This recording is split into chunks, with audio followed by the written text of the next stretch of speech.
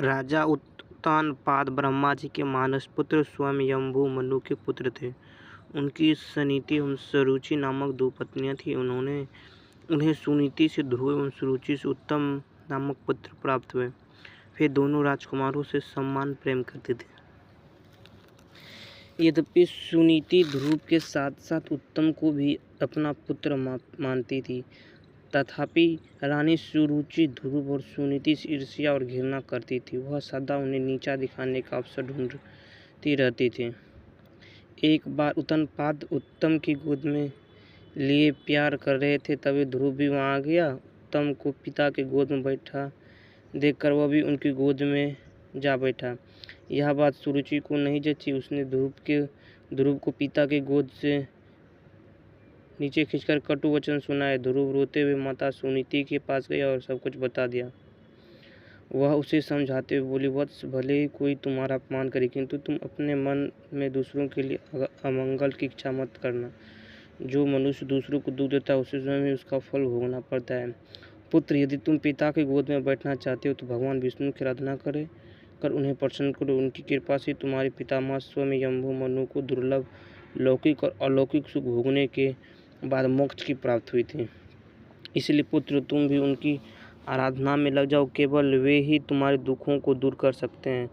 सुनीति की बात सुनकर ध्रुव के मन में श्री विष्णु के प्रति भक्ति और श्रद्धा के भाव उत्पन्न हुए। वह घर त्याग कर वन की ओर चल पड़े। भगवान विष्णु की कृपा से वन में उसे देवर्षि नारद दिखाई दी। उन्होंने ध्रुव को श्री विष्णु की पूजा आराधना की विधि बताई। ध्रुव ने यमुना के जल में स्नान किया और निराहार रहकर एकाग्र मन से श्री विष्णु की आराधना करने लगी। 5 महीने बीतने के बाद वह पैर के एक अंगूठे पर स्थिर होकर तपस्या करने लगा। धीरे धीरे उसका तेज बढ़ता गया। उसके तप से तीनों लोग कंपायमान हो उठे। जब उसके अंगूठे के भार से पृथ्वी दबने लगी, तब भगवान विष्णु भक्त ध्रुव के समक्ष प्रकट हुए और उसकी इच्छा पूछी। ध्रुव भाव विचार होकर बोला, भगवान, जब मेरी माता सुरुचि ने अपमानजनक शब्द कहकर मुझे पिता की गोद से उतार दिया,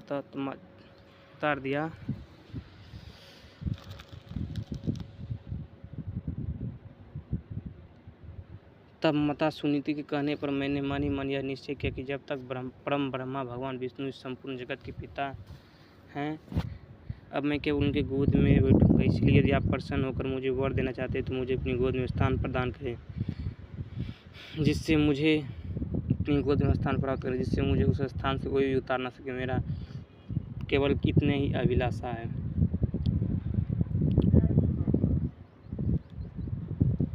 श्री विष्णु बोले, वत्स, तुमने केवल मेरा स्नेह प्राप्त करने के लिए इतना कठोर तप किया, इसलिए तुम्हारी निस्वार्थ भक्ति से प्रसन्न होकर मैं तुम्हें ऐसा स्थान प्रदान करूंगा जिसे आज तक कोई प्राप्त नहीं कर सका। यह ब्रह्मांड मेरा अंश और आकाश मेरी गोद है। मैं तुम्हें अपनी गोद में स्थान प्रदान करता हूँ।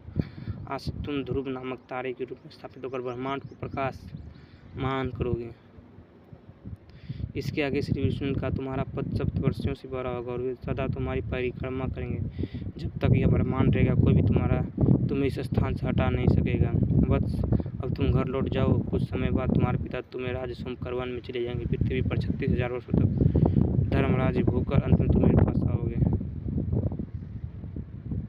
इतना कहकर भगवान विष्णु अंतर्धान हो गया। इस प्रकार अपनी भक्ति से भगवान विष्णु प्रसन्न होकर ध्रुव संसार में अमर हो गया।